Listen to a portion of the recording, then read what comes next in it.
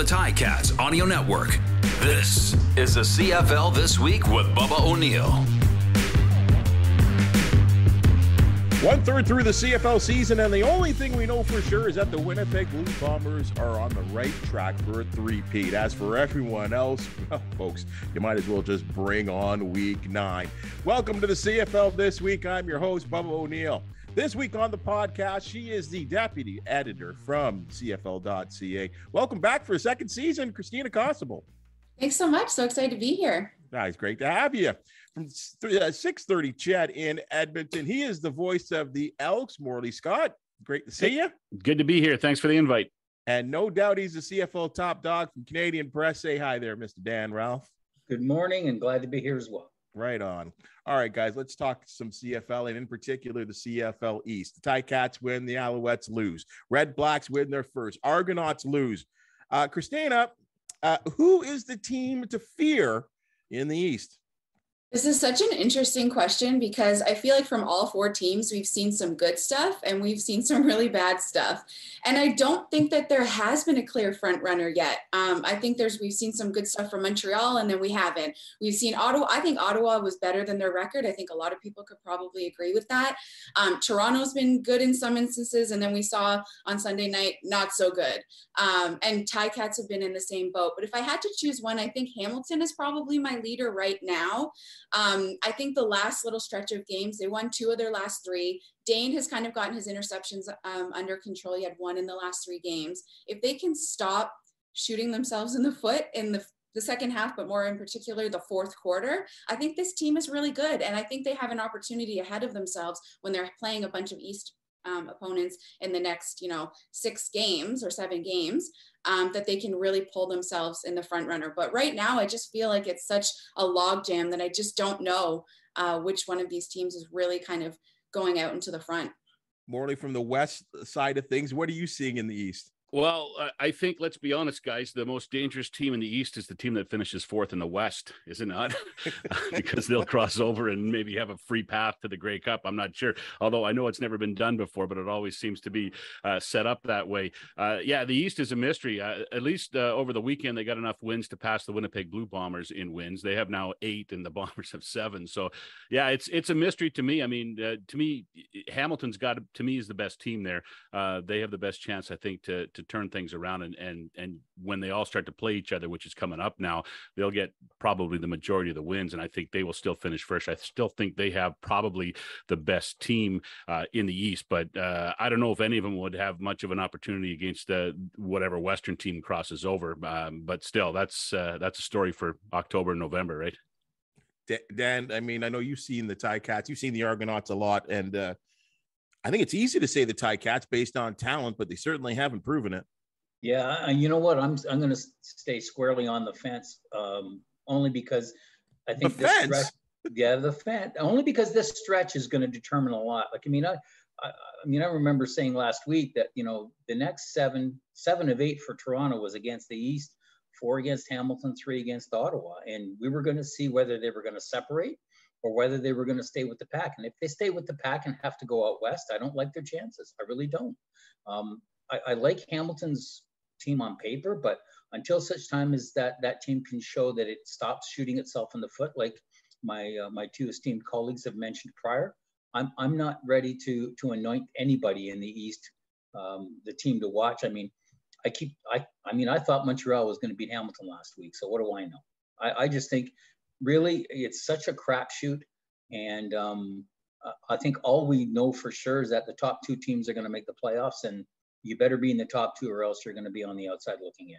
You said an interesting word there, Dan, anoint, and I guess I'm presuming that anointed as the number 1 quarterback in Hamilton is Dane Evans, but in that win over Montreal, we saw a whole lot of Matthew Schiltz. And that's raising a lot of questions, and people are starting to take sides. And I think that's just a natural thing from a fan perspective. And I think the Ticats are looking at it as more of a strategy. Dan's definitely got the better arm. Matthew probably has the better legs. What are they doing there? Well, I think they're doing whatever it takes to win. When you're 1-5, and your starter's got 1 win in 6, I think you do what you got to do.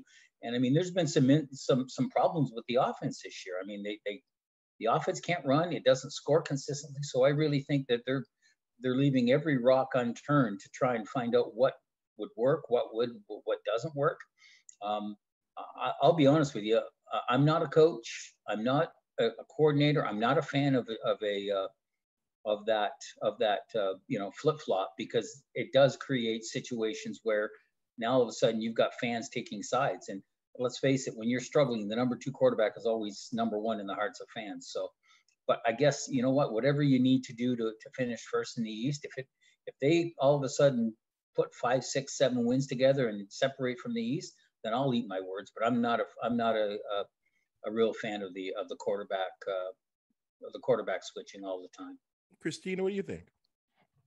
Yeah, I see where Dan's coming from, but I kind of like it just in the sense of, again, I'm not a coach either, but when you're throwing something a little bit different at a defense, and if you're not expecting it, maybe they're planning for Dane, and then you have a Matthew Schultz come in and he's more of a runner, and maybe that kind of messes up the defense. But I also kind of like that Tommy Condell, I think, has been the only offensive coordinator this year to have the 2 quarterbacks on the field with that new rule. And I've kind of liked that. I think one of them worked, one of them maybe didn't, but I thought that was interesting. And again, you're kind of grasping at straws at this point. Obviously, everything up until that point hasn't been working. So if you have somebody like Matthew, who is a skilled quarterback, and you have a second quarterback, it's kind of reminding me a little bit of the Bombers a couple of years ago, where they had Chris Streveler come in as that more of like a mobile running quarterback. So if that's going to work, it worked for them at that point. Obviously, this is not the same caliber team as that Bombers team that won the Grey Cup, but if you're going to try something, you might as well give it a shot. And Matthew's proved that he's been able to move the ball effectively when he has been put in for situations. Morley, I think there's that old saying that if you're using 2 quarterbacks, you don't have one. That's very true. And in a quarterback-driven league, as they call it, you have to find who the one is. And like the other guys, I'm not a big fan of just switching back and forth. I like the idea of having a guy with legs come in on a third down, get the conversion, and then stay in for a couple of plays and have a package for him. And I know the Elks plan, when everybody's healthy, is to try and do that possibly with Trey Ford. But yeah, it's not a recipe for success, really. I think if you look back over the years, I can't remember the last time that there's really been a team that has had 2 quarterbacks going in and out like that, and it actually worked for them. And just to the other point, I know you're talking about the 2 quarterbacks in the field. The Elks, ironically, have pretty much done that every offensive play this year, because they've got Kai Loxley lining up as a receiver, but only once have they really used him in a trick situation where they allowed him to throw the ball. That was a couple of weeks ago, but it does open up the book for you. But if that other quarterback can't do something else on the field, then you're just running with 2 quarterbacks and not enough receivers, right? The difference, I think, with Loxley is he can run and he can catch passes and he runs routes and blocks and everything, but he can also throw the ball downfield if the situation warrants it. But they're in no way, in a situation where they're going back and forth with guys. What Hamilton's doing now, it's winning, right? They won with it, so you got to keep going with it until you figure out what's better and what works better. But I don't think it's something that will sustain them long term. For the CFL trivia buffs out there, I had to go do some research in terms of the Tiger Cats and a 2 quarterback system. And they haven't really done this. And they've been having that sort of number 1 guy for a long time. You'd have to go back to 2007, where they split with Quentin Porter and Kevin Glenn.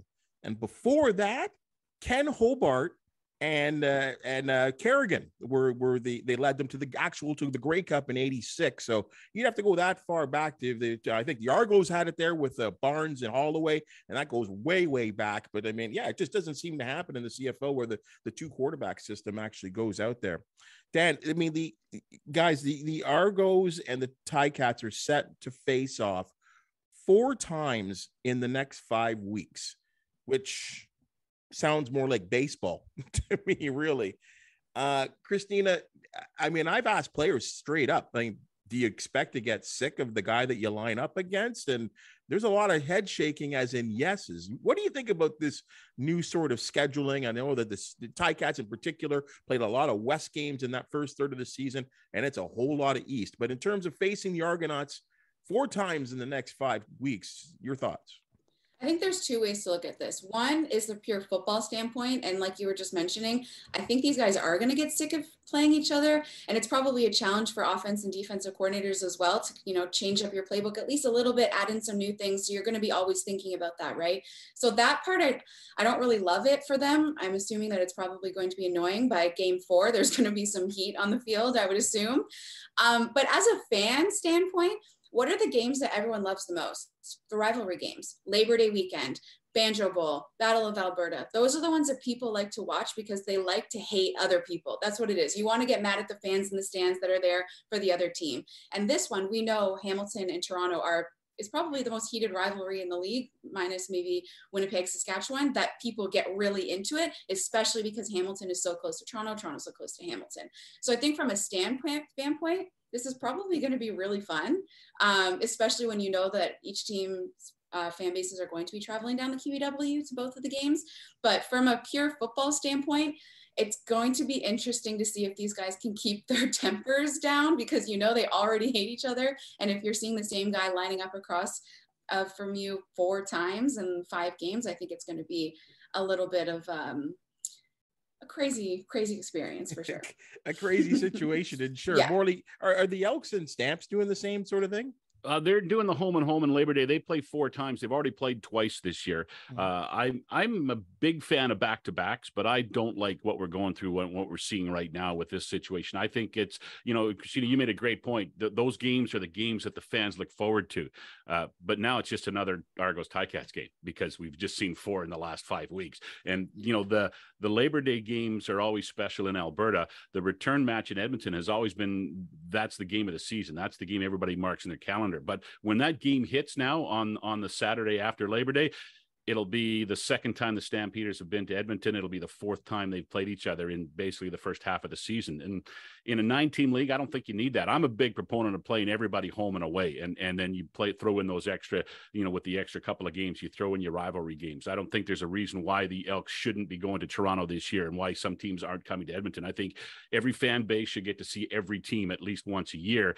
And I think playing, I would rather see the Argos or whatever team's not coming to my city come to my city instead of seeing the Hamilton Tiger Cats for a 3rd time in my city. That's the way I think. I love back-to-backs. I don't like playing teams 4 times a year, though. 3 times is good with your rivalry teams, and you kind of rotate those through, and so they're still special games, but 4 times is too much. Dan? Agreed. I think it's too much of a good thing too quickly. I mean, I love rivalry games. To me, 2 of these games should have been at the end of the season when the games really, really mean something in the standings. Now, if whoever wins this season's series, in my mind, it's I don't want to say it's anticlimactic because the games will mean something, but they're going to be playing West teams. I'd rather see Hamilton and Toronto decide 1st, 2nd, or 3rd in the East late in the season. I don't know what value there is in playing Hamilton 4 times in the next 7 weeks. Playing Ottawa 3 times in the next 8 weeks as well over that span. To me, it's too much of a good thing. I'm with Morley. I like rivalry games. I like the back-to-back rather. And on Labor Day, to me, it's tailor-made. You get to have the Labor Day experience in one city and then 6 days later have the Labor Day experience in the other. And then let's leave it alone. Let it percolate for a while. Let's see what the games mean. But playing 4 times before Labor Day by Labor Day or by the end of the middle of September, I don't know. I'd kind of like to think those games would mean more in October and November than they do now. Kristina, I'm kind of in the fence on this. I always go on the fence here for something like this here, but I think it's interesting that the only thing I don't like about it, and Morley, you just brought that up, is we have this guy, Nathan Rourke, who's, I guess in this side of the country, we say he's from Oakville, Ontario, and we don't get to see him in Hamilton. That's right? a shame. That's a shame. There's always a great player in the league, and everybody should get to see him. Think about back in the day when go back to when Rocket Ishmael was here. Can you imagine if Toronto never made the trip into some city that year with John Candy, with Wayne Gretzky, with Bruce McNullen and Rocket Ishmael? It would have been an absolute crime. Now we have the best story in the Canadian Football League this year, and BC's not going to Hamilton. I don't know where else they're not going, but they're not going to Hamilton. They don't get a chance to see him.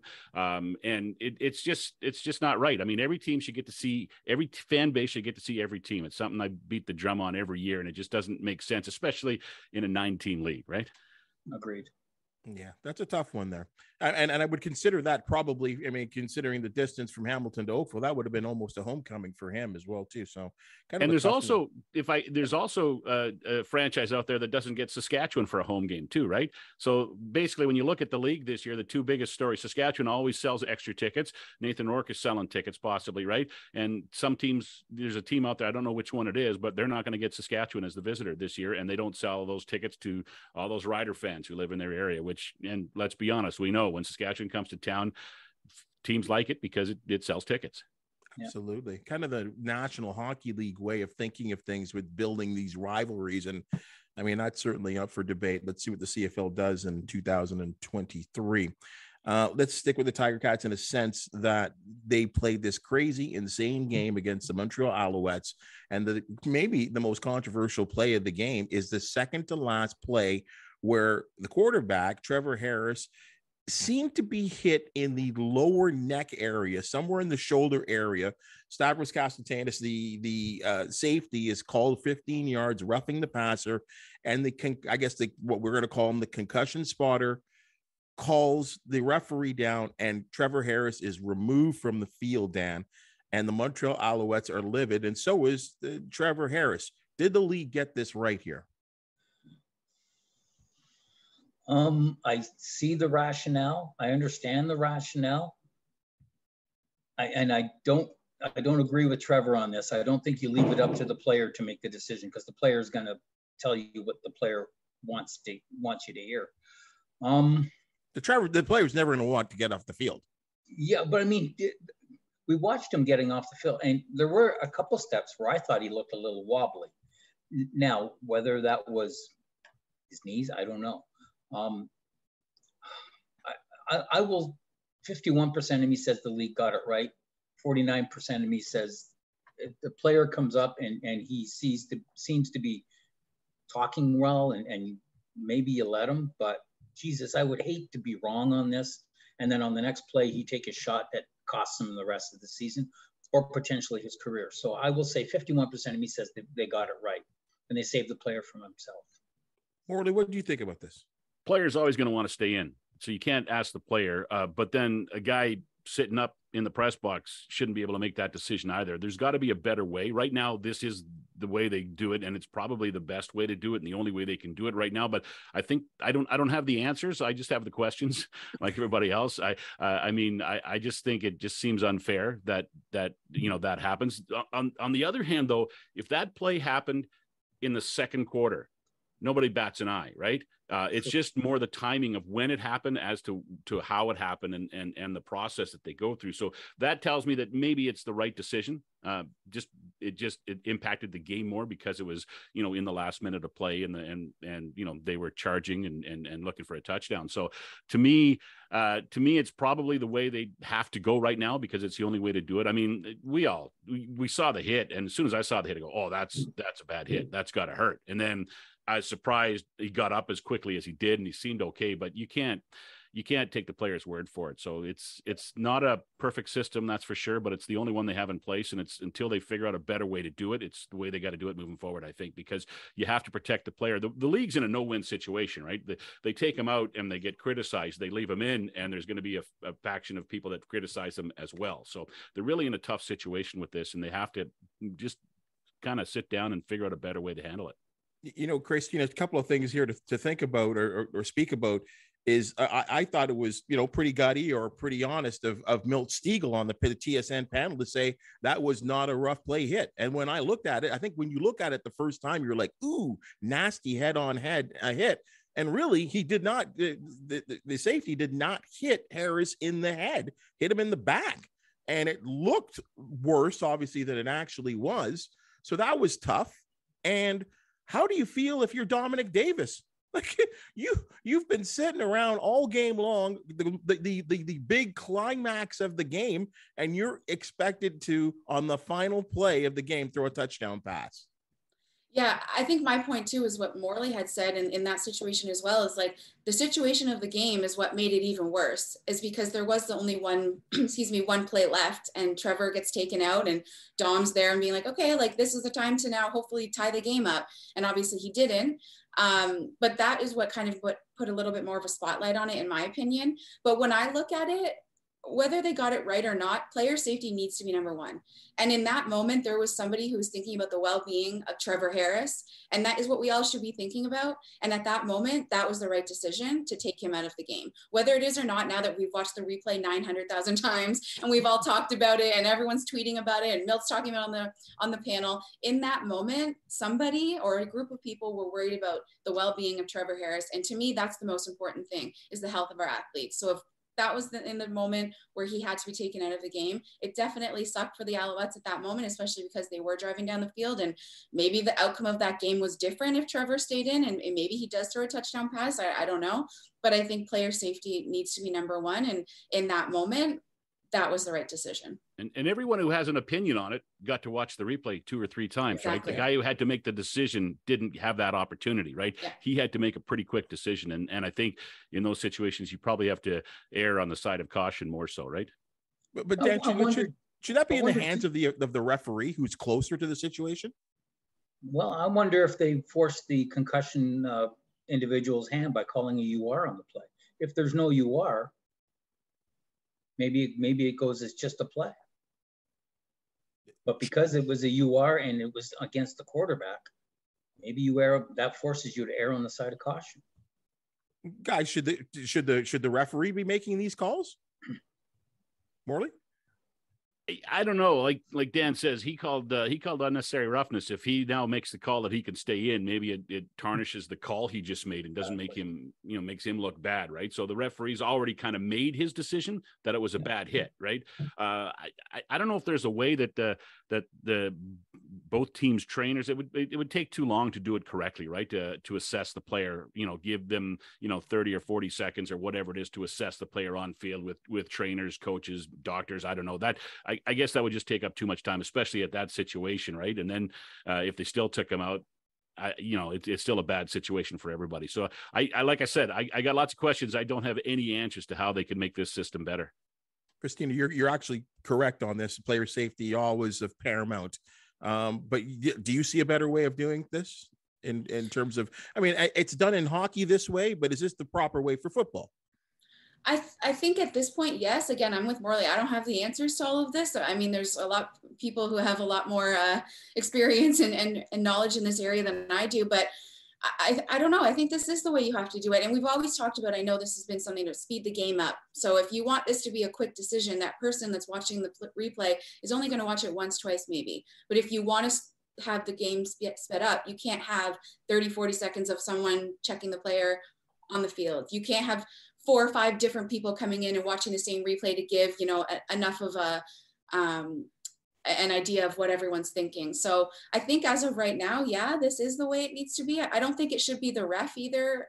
We were talking about a little bit earlier is, you need to see it a second time. We all know football moves really quickly, and he did call unnecessary roughness, but in order to see where the hit was, what Trevor was looking like when he got up, maybe the ref didn't exactly see what he was doing, didn't look at his eyes or whatever it may be. I think you do need the eye in the sky to look at it for a second time, but I don't know if there's a better way at this moment. Guys, let's go to the West. And I don't know if there's panic, but some of the online stuff I'm seeing in Saskatchewan and Regina is certainly panic. And the Rough Riders didn't look good in the second half, playing in a loss to the Lions. And in particular, Cody Fajardo, for the second week, or at least the second game in a row that he's played, has thrown a questionable pass that's intercepted that basically has sealed the deal for the other team. Where are we with Cody Fajardo right now? Morley, you see him the most. I think there was a time maybe 2 years ago, we were talking about him as one of the elite passers or at least elite quarterbacks in the league. Are you still feeling the same way? It's Cody Fajardo is a guy to me who has big upside and big downside. I mean, he throws interceptions. He sometimes makes bad decisions, but man, he makes plays. He's tough as nails. He makes plays. He's gotten it out through a bad knee injury right now. But I'm not sure if he's as good as the Saskatchewan fan base thinks he is. I know we had that the off-season kind of tete-a-tete with him and Chris Jones after Chris Jones made some comments about him going back to his time in Saskatchewan. I just think that I just think that he's not as good as Saskatchewan wants him to be. He's a good quarterback, and I mean, he threw for 5,000 yards. He led the league. He was an MOP candidate. I mean, he's got it. There's no doubt about it, but he doesn't have it on that consistent level, I don't think. And I think honestly as well, he's got a bad team around him at times right now, especially on the O-line. And, you know, they're leaking pretty bad in the last couple of games. And I think that's made him look worse than he is. So there's something they got to deal with in Saskatchewan. They've got issues there with him. They've got issues with their discipline. They've got issues with their O-line. They probably are pretty happy to have the bye week this week so they can try and sort some of these things out. And I mean, let's be honest, if Edmonton can go to BC and win, which is a tall order, obviously, they're playing Saskatchewan next in Edmonton, and that's an opportunity for Edmonton to move into a tie with Saskatchewan for fourth place in the West. So after a horrible start by the Elks and a good start by the Riders, they've kind of come together a little bit in the standings. So there's going to be some pressure in Saskatchewan coming out of the bye week. There's no doubt about that. But Fajardo's a good quarterback. I think he can do it, but I think he's got to have everything right around him to do that. Before we go to Kristina on that, on this, Morley, can you just refresh us here? Because maybe I needed to be refreshed about the Chris Jones situation and Cody. What were the words there? Well, it wasn't really between the two of them. There were some words in an interview Chris Jones talked about. I think it was more about Stephen McAdoo and when McAdoo got released. And I think Jones said, and I'm just trying to dig back in the memory banks for the most part on this. He just said something about what a good job that McAdoo did with Fajardo, and he kind of referenced the fact that he got more out of Fajardo than he probably had, and I think that got the fan base upset a little bit in Saskatchewan. Got some people in Saskatchewan a little bit upset, so they started to go back and forth a little bit. It was he wasn't actually talking about Fajardo, but it got taken about Fajardo, and then Fajardo was asked about it, and they had some comments going back and forth. That was in the off season. I believe they've kissed and made up right now, but we'll see moving forward how Fajardo comes out of this. Chris Jones firing up people. That's a surprise. Kristina, your thoughts on Cody? Yeah, so I agree with Morley. I do think Cody's a good quarterback. I think he can use his legs when obviously he doesn't have a knee injury. He can make plays. You know, we've seen it time and time again, even though he lost those last two Western finals. I feel like he played really good in both of those games against Winnipeg. But I totally agree. I think it's the guys around him. I think Saskatchewan's O-line is probably the worst one in the league. I'm going to go out there and say it. They've given up the most sacks. I feel like Cody's scrambling, running for his life. And he's not able to make those throws. And then when he does make those throws, some of his receivers have dropped balls. So if you don't have the guys that are around you to put you in a position to succeed, of course, the fan base is going to be like, you're the worst quarterback ever. We need to cut you. I saw the same thing on Twitter. I was reading through some Saskatchewan fans calling for his head, which I think is way too premature. I don't think that Cody is a bad quarterback. He's not a Zach Collaros, but he still is a good quarterback, and he has the skills to win. It's just they need to fix up their O-line. Of course, they've had some injuries as well, but I think that is where it starts and ends. We know football, is won and lost in the trenches for the most part. And in this one, I feel like Cody isn't able to make his reads quick enough before he gets sacked or he has to run for his life. Dan, he's getting shredded. Like, I don't know if you've seen, and I know social media is social media. That's okay. We can admit to this, but I mean, he's getting shredded. Well, I mean, my two esteemed colleagues said it too. I mean, when you win, you're the greatest thing for sliced bread. When you're losing, the number two quarterback's the number one guy. I have no problem with Cody Fajardo being the quarterback of the Saskatchewan Roughriders. This year, he's been playing on that bum leg since week 2, and you put any quarterback in that position, you're hurting. You put a mobile quarterback in that position, and I think you just basically tie one hand behind his back. And as Morley and Kristina have both said, the offensive line in front of him is not affording the consistent protection that you'd want. I have no problem with him, none whatsoever. I think he is an upper echelon quarterback in this league. Is he the top quarterback? No, But is he better than anything that we've seen in the East here when healthy? I would argue that. And I think there's 2 quarterbacks ahead of him, and those are the 2 quarterbacks leading the teams 1 and 2 in the West. But I have no problem with him as the quarterback, none whatsoever.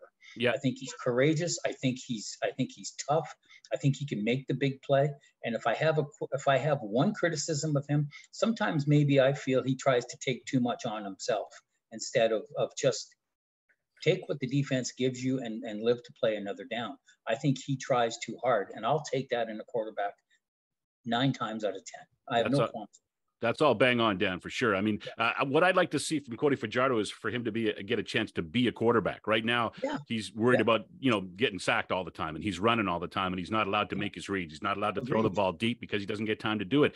He's proven in the past he can be a really good quarterback, and the problem right now is he's just not getting a chance to play the way he can play. And he's playing hurt. Let's call it spade a spade. He's playing hurt. And I mean, I will never, ever, ever, ever doubt a quarterback's courage watching him doing what he's doing. Yep. Never.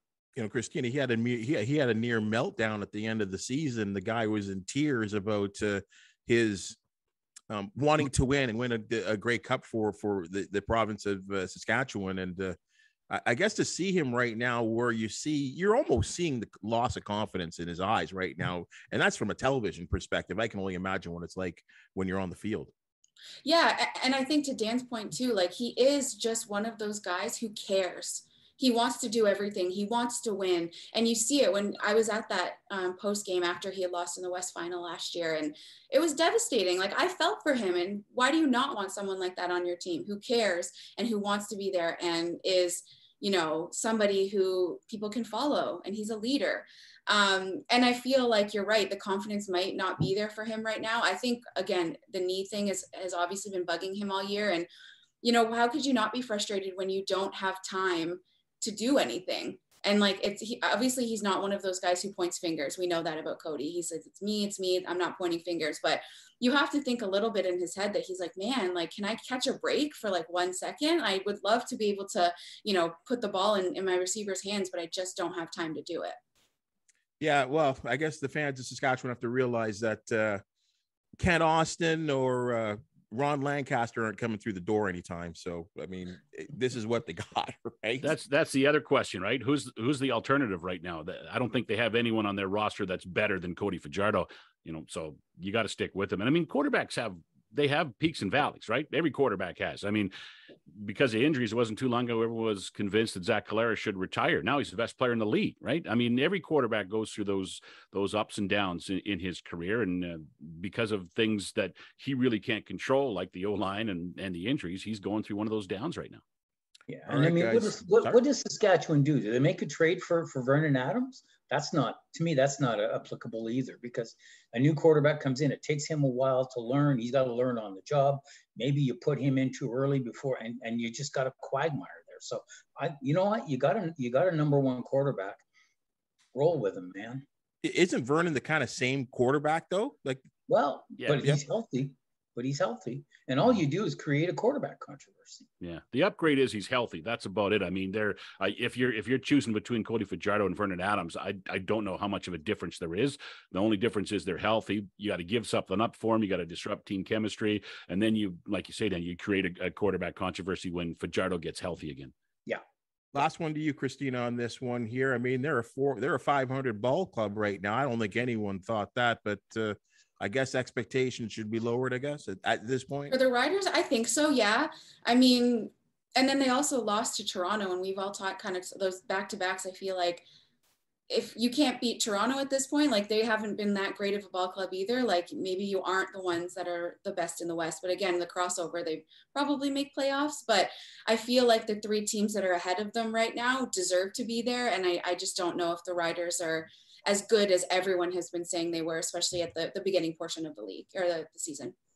The fun part about this program and this podcast is that we get to predict stuff and we get to throw out opinions. Dan, you're laughing, and you're going to start with this. If you were handing out, if it was a 1-vote situation, and I know the Canadian football reporters of Canada hate me for this one, but you right now you're the voter. Give me the MOP of the CFL right now. Well, I will preface this by saying this.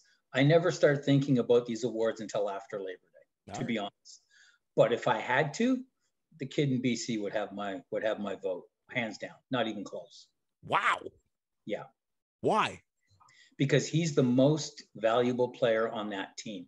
I could make the argument in Winnipeg, the quarterback is important, but I wonder if I could win 4 games behind that offensive line and with that defense. And I'm not begrudging what Zach has done. Trust me, I think he's the best quarterback in the league right now, but his supporting cast is solid, very solid. Injuries notwithstanding. Nathan's had to do without Brian Burnham for much of the season. We've seen Dominique Grimes step up and be a number 1 receiver. But I just think the kid is dynamic. He does it all. He can do it with his legs. He can do it with his arms. He's got the right mindset, in my mind, to be a number 1 quarterback, in that if he throws 4 touchdown passes, that's good. We won. And if he throws 4 interceptions, I think he discards that as quickly as he does the TDs. I'm bullish on Nathan Rourke. I think he's going to be a very, very good quarterback. I think he's the face of the franchise already. And that's saying something. 6 games into his stewardship as a starter, I would give it to Nathan.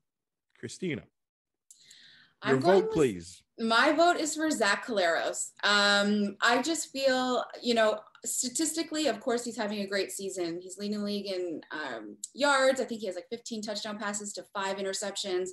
But to me, it's the other stuff he's doing. Those crazy plays where he's falling down, still completing passes. He's Houdiniing himself out of the pocket if there is any sort of pressure to make the throw downfield. I just think he's doing everything that we obviously want in a quarterback. I've never seen Zach play at this level in my time covering this league. And I feel like his record alone, just as a Blue Bomber, to me just is like crazy, the amount that he's won there. And I do agree with Dan. He does have a great supporting cast, great O-line, all of those things. But, they're still not going to win without a Zach. And how do you still win a game when you've only completed 7 passes? Like, it's still, to me, everything he does, I just find myself always saying, wow, like this guy is it. So my vote is for sure for Zach Collaros. Mr. Scott, you have the deciding vote here.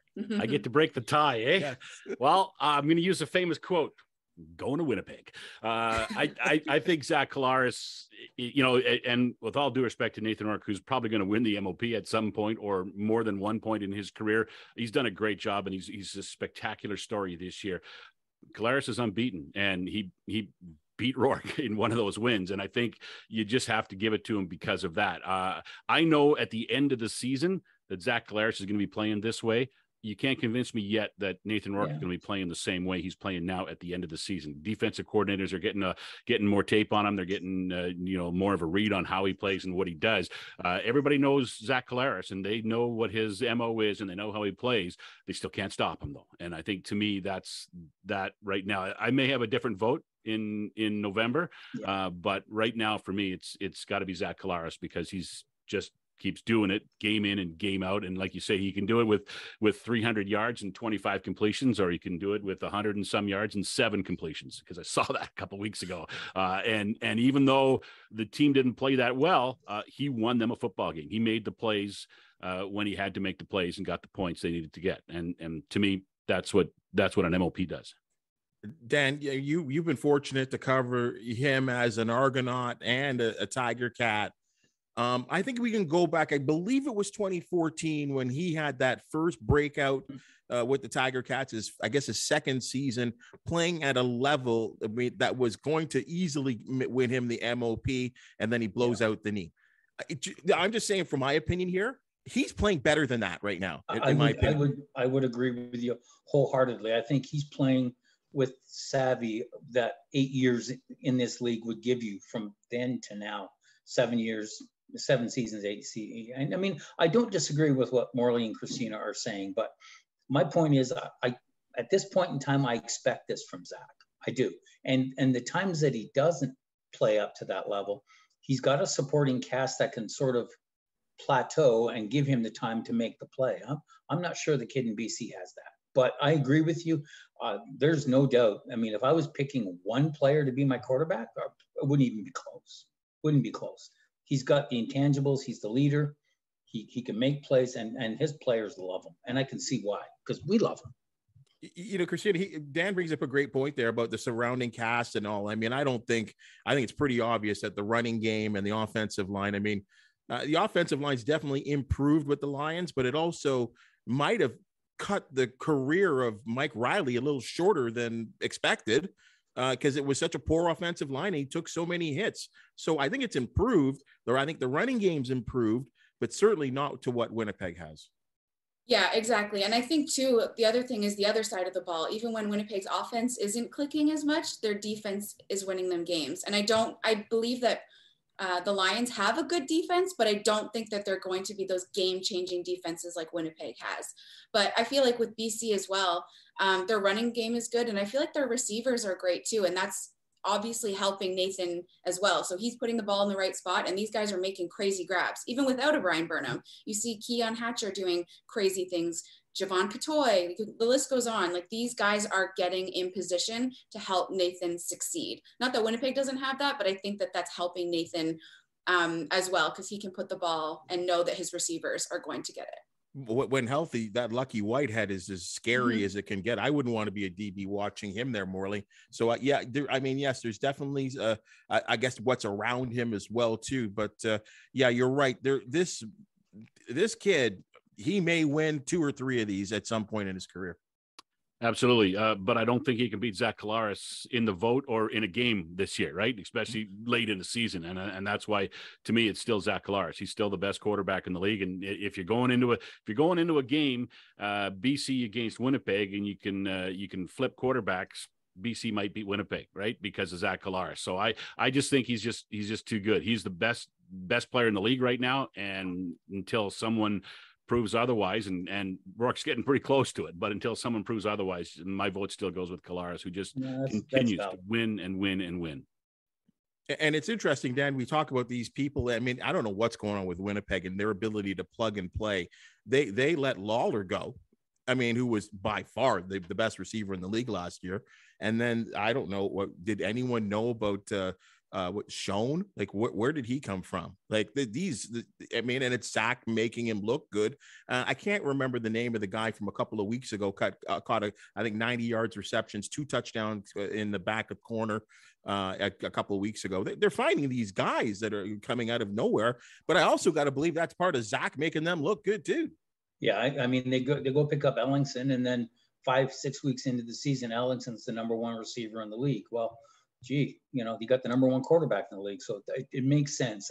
I mean, there's no doubt the quarterback makes the offense go, especially considering outside of last week, the running game has been sporadic. So it's been on Zach's shoulders. I totally get it. But I think this guy, he's playing lights out. But I thought he played lights out last year, and there's a reason why he was the MOP last year. And to me, he's just picked up where he left off. And maybe that's wrong, because I'm comparing him to last year. I mean, you could probably make the argument too, he's better this year because you know what? He's crisper. He's a year into into this system, and he's a year into adjusting to Schoen, adjusting to Ellingson, adjusting to the inconsistencies of the running game without Andrew Harris. So, I get it. I mean, to me, 1 and 1A between those 2 guys. And I think I'm just a little bit more blown away with the young kid in BC than I am the veteran who I think I saw this last year. Guys, I mean, and I think one final thing about Zach, which Dan, you kind of pointed to there. For someone that's won back-to-back Grey Cups, he looks as hungry as ever.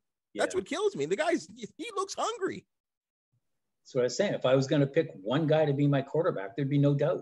He'd be the one. I mean, you got to love that guy. But I remember in 2012 when we had him in Toronto, and talking with Scott Milanovich, who was the head coach at the time, he had Ricky Ray, he had Trevor Harris, and he had Zach.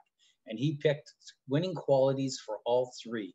And the thing he said about Zach is he's from Ohio, he's from Steubenville, and football matters.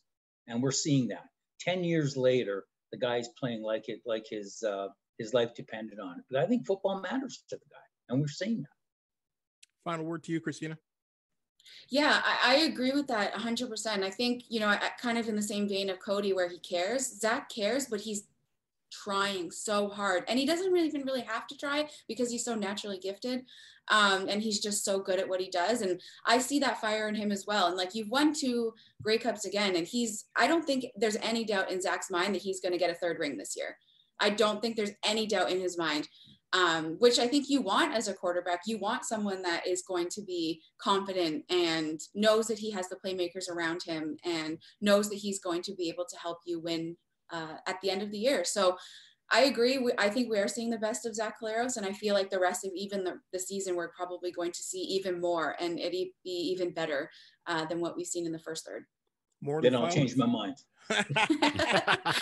We've been grinding on you there, Dad. Come on over, Dad. Come on, Dad.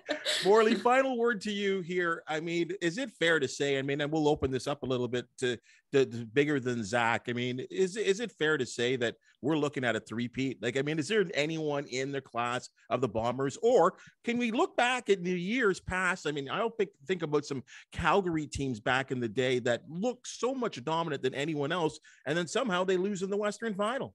Do we even see that happening? That's happened for sure. And it's happened to other teams as well, you know, but Winnipeg is just, you know, we've touched on it talking about the quarterbacks. I mean, Zach's got such a great cast around him. I mean, he's got that solid O-line. That defense is just unbelievable. And the game we saw here at Commonwealth a couple of weeks ago, where the Elks played pretty well, the Bombers completed 7 passes and still won by 10 points, right? Or 14 points. I mean, they still find ways to win. And right now, you know, as I've been saying all year, I'm in the Ric Flair camp, right? If you want to be the man, you got to beat the man. And right now, nobody's beating the man. Winnipeg is just so strong in every aspect. They can win games with special teams. They can win games, with defense. They can win games with offense. They do have weaknesses. I mean, there's still questions about their kicking game, but that has improved this year. I mean, last year they had to go out and get Sergio Castillo to kind of seal the deal. And it was a great move because he kicks 5 field goals in the Grey Cup game. Their run game is still a little bit suspect, although great game last week, right? But that has not been Andrew Harris level, right? But what team does have Andrew Harris in his prime kind of levels of a run game? So there's still issues there, but they're just so good. They're just so good all around. And they lose guys and they bring guys in, right? You know, Lawler signs with Edmonton, they bring in Schoen, they sign Ellingson, and they don't seem to lose a beat at all. So they're just a really, really good football team right now. Well, to be the man, we've also had the woman as well, too. So, Kristina, thank you so much for joining us. Dan, also, Morley, just a fantastic stuff from you guys here on this week's podcast, here on the CFL This Week. Kristina, where do we find you? You can find me on CFL.ca or on Twitter, which is at Costabile1. Dan? Nowhere. I'm off this week. No, you'll find me back at BMO on Saturday to watch the first of 4. Right on. And Morley, where do we find you if you want to contact you? I was off last week, but I'm going back to work this week. So begins tomorrow, morning sports on 6:30. Ched, all the play-by-play for all the Elks games right now. And you can hit me up on Twitter at Morley_Scott. We love talking CFL, and we just had another great podcast discussing the weekly happenings in the Canadian Football League. Folks, thank you so much for joining us again. Every Monday, we got new stuff, new content, new host, everyone, new opinions, and new questions that I'm just going to throw to the panel as well, too. So thank you for joining us here. Again, catch us on your favorite podcast catcher, and if you like seeing the faces of everyone, we are on YouTube. Like and subscribe to the podcast. We much appreciate it. Folks, this has been the CFL This Week on the Ticats Audio Network. Enjoy the game. The CFL This Week with Bubba O'Neil. Subscribe, like, and get the deepest takes on Canada's game every Monday.